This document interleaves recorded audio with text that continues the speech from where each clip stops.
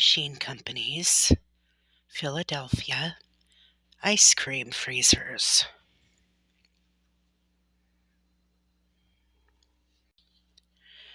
Gem Ice Cream Freezer Double Action is especially arranged to use the smallest possible quantity of ice in freezing.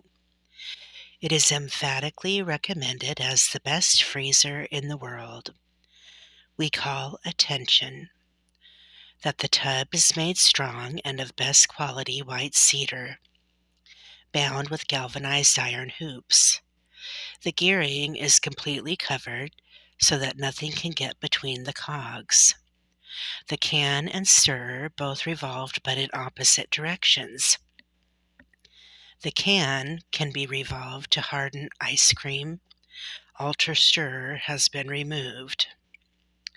Very necessary in freezing fruit ices and frozen fruits. The crossbar is arranged to give the greatest facility for packing ice. The scraper is self-adjusting. Recipe books giving explicit directions for making over 50 different ice creams, water ices, frozen fruits, and puddings, etc., are packed in every freezer. The workmanship and material are of the very best, wrapped in heavy paper to protect from dirt and dust. 2-quart, 3-quart, 4-quart, 6-quart, 8-quart, 10-quart, 14-quart. C.Y. Shelley and Brothers. Hardware, cutlery, paints, glass, etc. 32 North 7th Street, Allentown, Pennsylvania. Buy the Crown or Star Ice Chipper, the only thing made to chip ice fine, for use in ice cream freezers. August 1st, 1884. Dear Mr. Hickman, thank you for suggesting we send to Pioche for Mr. Pearson. As soon as I finished reading your letter, I went to Mr. DeMille and told him your suggestion. He and several of the other fathers in Frisco met, and someone was chosen to take the stage line to Pioche that afternoon. We're still awaiting Mr. Pearson's arrival, but Jack Sullivan, the man chosen to go, returned, saying Mr. Pearson would follow shortly. I'm praying his arrival will bring the changes Frisco needs. This news couldn't have come at a better time. The White Widow is still on the loose. In fact, I've seen her with my own eyes. It happened after I finished my work at Miss Lottie's the night before last. I was leaving by the back entrance, as I always do, so as not to be seen by her guests. When I stepped into the back alley on this night, however, Mr. Wallace was there, at Mr. Gambett's bidding, of course, and he was certainly worse for wear, having just come from one of the saloons, I assume. I hoped he would leave if I ignored his presence long enough. Believe me, I've tried other means of persuading him to leave me alone. I even told him you and I were courting, but you know his sort. That night I made up my mind to bring the issue up with Mr. Pearson as soon as he arrived and was sworn in as sheriff. If you'll read on, however, you'll find that by and by there was no need for that. Despite ignoring Mr. Wallace during my entire walk to the edge of town, he persisted in following me. Thankfully, Abigail and Esther came to meet me. They've insisted on doing that each night since the strange murders began. We were walking together, nearing the Frisco kilns, when it became even more apparent Mr. Wallace was inebriated. He began speaking lewdly to the girls. "I've had my fair share of such talk on the rougher streets of New York, Mr. Hickman, so I was in no danger of being shocked by what he said. However, the dear, sweet, innocent DeMille girls were in very real danger of being shocked into fits of apoplexy. It was the last straw, as they say, and I finally spun around and gave Mr. Wallace a piece of my mind. It was everything I could do to keep my own speech ladylike. Before I could finish, however, the dreadful man lunged forward to grab me. I told the girls to run toward the kilns for help, stomped on his foot, and ran myself.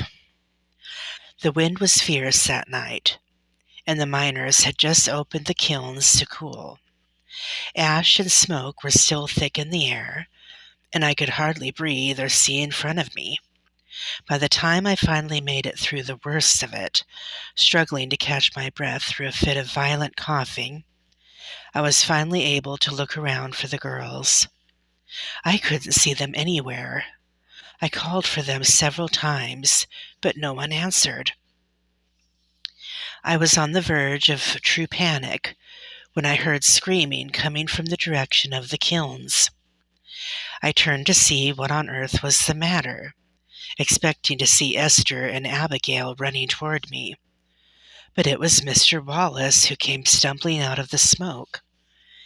His face was no longer red from drink and ill, but had turned as white as the ash swirling around us. I called for the girls again, finally finding them hidden inside one of the cool, empty kilns. I gathered them close to me, while Mr. Wallace shouted nonsensical phrases at seemingly nobody, for he certainly wasn't speaking to us. I was about to tell him to hush up and go home before he woke all of the Frisco when I saw her. The White Widow was standing less than 50 yards from us, all white and pale in the smoke and moonlight. I couldn't see for sure because of the fumes, but it looked like she was wearing a wedding dress and veil, as if she could sense me looking at her. She started walking, well, floating, really, toward us. Mr. Wallace stumbled back into the smoke, crossing himself and disappearing like a ghost himself. Then the White Widow was gone too. The DeMille girls and I didn't waste time talking. We ran home as quickly as our boots could carry us. I enjoy a good fright more than the average young lady, as you know, Mr. Hickman, but I enjoy it because I know it's not real. This ghost, however, she looked extremely real to me, and the trail of murders she's left in her wake have been just as real. I don't need to tell you I had an awful time falling asleep that night. When I woke the next morning, with the sun out and birds chirping, I thought it might have all been a strange dream. But as I walked into town with Esther and Abigail, we passed a group of men hovering around the old dead wagon, not far from the church. Abigail and Esther hadn't seen their father since the night before, so they both rushed over, anxious to see what all the fuss could be about. I followed them, hoping beyond hope Mr. DeMille wasn't in that wagon. Thankfully, he wasn't. However, the body causing all the ruckus still shocked me to my core. The corpse was none other than Mr. Wallace. There were a few things about him I noticed right away, things that chilled my very bones. There was a look of sheer terror in his lifeless, glazed eyes, and he had Chinese characters painted across his forehead in white. Everyone there, including myself, knew immediately what these characters stood for: the White Widow. There was a lady's hat pin stuck in his chest, and a small slip of cigarette paper sat between the pin and his shirt. Once the crowd had cleared a bit, and after great pains on my part to convince them, I had Abigail and Esther's help me up into the wagon for a closer look. The articles in the newspaper said there is something written on that paper, but haven't elaborated. I wanted to see for myself. Sure enough, there was something written there, but it was only a string of letters. RIPOS. Does that word mean anything to you, Mr. Hickman? I wanted to ask you first. When Sheriff Pearson arrives, I'm going to ask what he thinks it means as well. I'm certain you'll both agree with me that somehow it's an important clue to the identity of the White Widow. Dear me, I'm sorry I've spent so much of this letter telling you these gory goings-on. I can't explain it, but I feel more comfortable somehow for having shared it with you. It has all disturbed me more than I can say, and I'm not the only one among our acquaintances who has been so rattled. Miss Lottie was in quite a state the night after Mr. Wallace was discovered. I went in to mend one of the girls' costumes, like she asked, but she must have forgotten, for she didn't seem to be expecting me. When I stopped by her room on my way to collect the garment, she was inebriated and quite beside herself with grief. When I mentioned I didn't know she was so fond of Mr. Wallace, she told me she wasn't. Then she held out her hand and showed me a piece of mourning jewelry, a ring. I looked at it closely, never before noticing the intricate braiding within the piece. Then I noticed there were 2 different colors of hair in the ring. When I asked Miss Lottie about it, she told me the black hair belonged to her older brother, and the blonde hair belonged to her younger sister. Then she told me with a sob and a fire in her eyes that I've never seen in Miss Lottie before. They were both murdered by the same man. To say I was stunned is a grave misrepresentation of the shock I felt of the news. I not only didn't I know Miss Lottie had such tragedy in her past, but I wasn't even aware she had siblings. I assumed with such a seemingly inexhaustible fortune at her disposal that she had been her father's sole heir. The more time I spend in Frisco, in the entire West, really, the more I find that the people who live here seem to all have something in common. We seem to be running away from something, whether it be large or small, or perhaps we're just running towards something better than what we left behind, as with myself and Katie.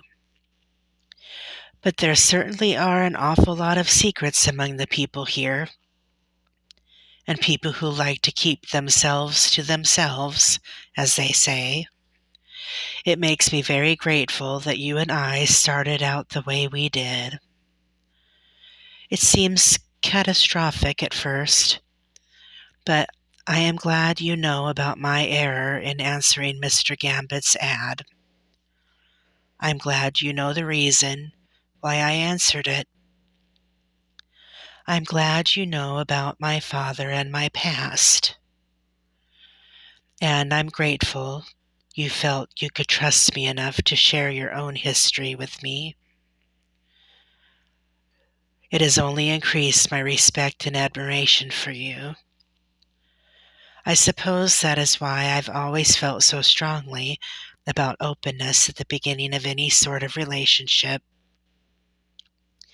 After all, we shouldn't be ashamed of where we came from, especially when so many of the choices that created our past weren't our own. What really matters is our own choices. If only the rest of the world saw it that way. If only every person started their lives with a clean slate, untainted by anyone else's choices but their own. Wouldn't that be a lovely world to live in? Well, I'll cease contemplating the weightier matters in order to tell you how much I enjoyed your story about the little papoose. I am extremely relieved no harm came to you or to her, despite the SARS mischief-making. What deviants they are, although I must say I was glad to hear the baby was never in any real danger. Perhaps the stars aren't entirely irredeemable. I do hope you catch them soon, and not just to keep any other babies from coming to harm. In truth, I would very much like to see you again, Mr. Hickman.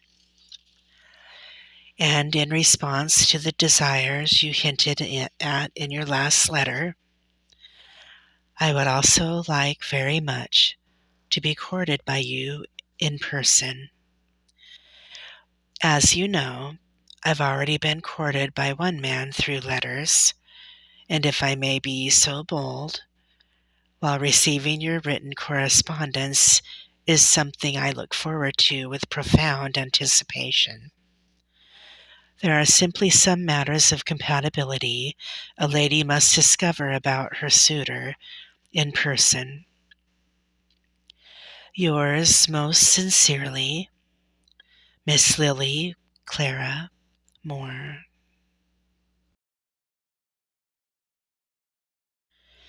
August 10th, 1884. Continental Union Telegraph Company. Telegram. Sent by M.C. Received by A.G. Time 4:07 p.m. Utah Central Railway Station, Escalante, Utah Territory. To Miss Lottie Strickland. Lottie, never knew you had a brother. Suppose you didn't trust me back then. No matter. Requesting permission to reopen your sister's case. Matthew. P.S. Don't blame Miss Moore for telling me. She was only concerned for your welfare.